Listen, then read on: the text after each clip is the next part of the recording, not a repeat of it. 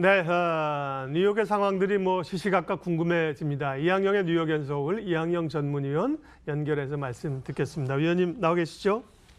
네, 안녕하세요. 이항영입니다. 예, 정말 이제 뭐 초읽기에 그런 들어간 상황입니다. 관세를 정말 부과할 것이냐, 막판 협상이 있을 것이냐. 일단 간밤의 소식들은 트럼프 대통령이나 백악관 대변인 얘기들이 중국 협상단이 오고 있다. 좀 보자 이런 얘기였는데요. 예, 실제로 뉴욕 증시 흐름은 어땠는지부터 좀 체크해 주십시오. 네, 맞습니다. 미국의 3대 지수가 장중 내내 반등을 시도했지만요, 결국은 다시 되밀리면서 끝났기 때문에 다우지수는 강보합, 그 나머지 S&P 500과 나스닥은 약보합 정도로 마감됐습니다. 말씀하셨던 대로 대통령도 얘기하고 샌더슨 대변인도 오늘 중국의 대표단이 미국에 오고 있고 협상을 잘 풀리기 위해서 오는 것으로 알고 있다 얘기하면서 기대감이 있는 건 사실이지만요. 굉장히 보면 그 투자자들의 기대와는 달리요. 당장 이번 목요일 날 밤 24시까지 협상안이 마련돼야지 결국 물론 그 전에 안 되더라도 잘 되면 금요일 날 0시부터 하는 관세 인상안을 안 할 수 있다고 얘기했지만 그럴 확률이 굉장히 보면 크지 않을 수 있다는 얘기를 하는 거죠. 그러면서 결국 2천억 달러 상품에 대한 현행 10에서 25% 올리는 관세 인상이 결국 발효되지 않을까라는 우려감이 일단 시장을 억누르고 있음에 좀 틀림없다라고 일단 이해하셔야 되겠고요. 실제로 보면 정말 어떻게 나올지는 아무도 모르지만요. 실제 JP모건과 골드만삭스 등에서는 모두 긍정적으로 결국은 미국과 중국의 협상안이 언젠가 타결되겠지만 당장 오늘 내일 관세 인상안이 현실화될 가능성에 대해서는 그렇게 크지 않다라고, 특히 골드만삭스는 직원들한테, 증권회사 골드만삭스 직원들한테 그렇게 너무 안이하게 그냥 잘 될 거란 기대감을 갖지 말라, 거기에 베팅하지 말라라고 오늘 직원들한테 이메일을 보낸 걸로 알려지고 있습니다. 반면에 실적과 관련된 뉴스는 지금 좀 묻혀있죠. 상당히 좋게 계속 나오고 있습니다. 미국 시간 기준으로 수요일 오전까지요. 88% 기업, 그러니까 거의 대부분의 기업이 실적을 발표했는데요. 73% 기업이 기대 이상의 실적을 발표했고요. 컨센서스 평균은 6.7%를 넘어섰습니다. 그러니까 상당히 좋게 나오고 있고요. 지금까지 나온 거로 추정하면 1분기 이익은 이제 더 이상 마이너스 얘기가 없습니다. 1.2% 증가, 매출도 한 5.6% 증가할 거로 긍정적으로 보이는데 시장에서 크게 반영되지 않는 거죠.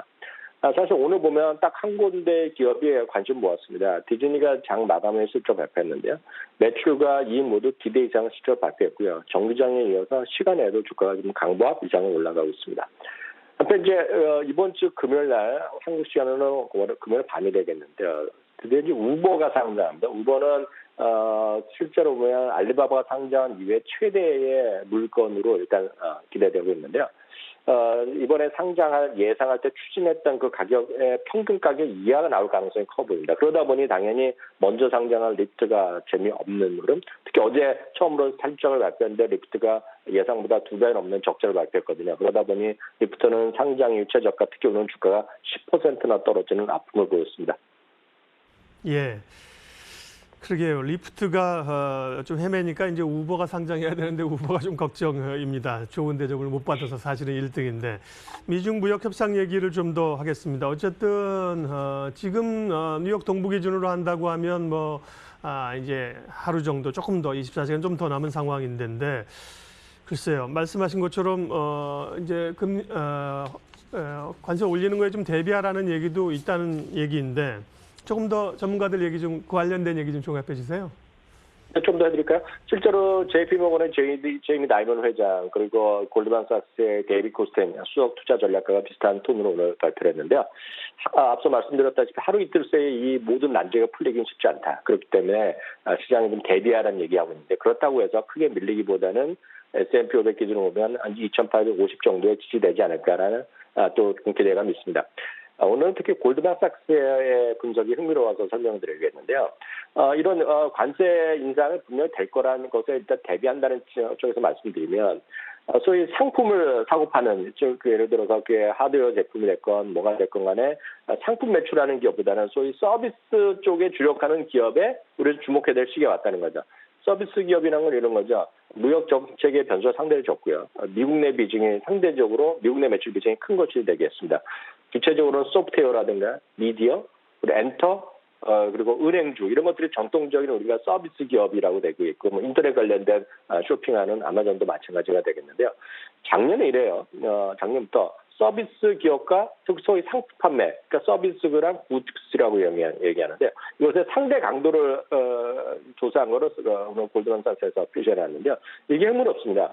예를 들어서 트럼프 대통령이나 미국에서 경고를 하면서 지금 무역 전쟁에 대한 위기가 고조될 때 보면 이 상대 강도가 계속 올라갔다는 것입니다. 그리고 오히려 회담이 좀 되고 잘 될 것 같으면 상대 강도가 낮아지는데요. 지금은 다시 어떤 트럼프 대통령의 그런 얘기가 나오고 다시 지금 서비스 주식들의 상대 강도가 세질 수 있기 때문에 그런 주식을 좀 보시라는 얘기가 되겠고요.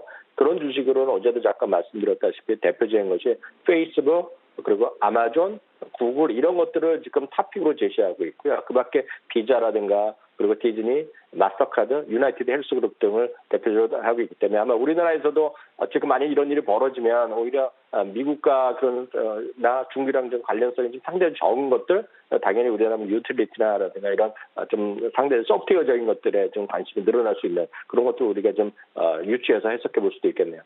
예, 관세 인상이 될지 안 될지는 모르겠으나 뭐 여러 가지 시나리오 가운데 된다고 생각했을 경우에는 또 어떤 주식들이 움직이느냐 이렇게 전략이 나옵니다. 뉴욕 증시 특징주 가운데 국내 증시와 연관 지을 만한 기업도 알려주십시오. 네, 이 기업도 제가 한 2달 전에 한번 말씀드렸는데 얼타라는 화장품 미용 전문 체인점이 되겠습니다. 우리나라에는 화장품 체인이 우리나라 미장원 체인이 몇 개 있지만 그것이 아니라 화장품과 미장원 그런 그 네일샵 이런 것들이 한꺼번에 다 있는 그런 전문 매장이 전 세계 미국에 많은 것이 얼타라는 곳이 있는데요.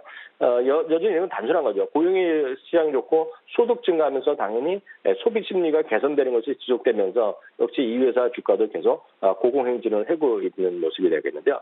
참고적으로 월가에 17명의 애널리스트들이 의견을 제시하고 있는데요. 13명의 매수, 4명이 보유 의견, 전체적으로 강력 매수 의견을 유지하고 있습니다. 이런 것도 늘 말씀드렸다시피 아주 단순한 경기에 대한 것에 민감한 것이 아니라 상대적으로 경기가 좋으면 좀 더 좋아지는 정도의 효과가 있는 거죠. 그렇기 때문에 이렇게 좀 필수 소비재적인 성격이 있습니다. 우리나라에서 늘 말씀드렸다시피 LG 생활건강 같은 주식들이 최근에 뭐 여튼 재미없기도 하지만 이런 것들에 대한 장기 매수 의견이 지금 같은 혼란스러운 장에서 여전히 빛을 발할 수 있다는 관점에서 소개해드렸습니다. 네, 뉴욕 앤 서울 오늘도 이양영 전문위원 함께했습니다. 위원님 고맙습니다. 감사합니다.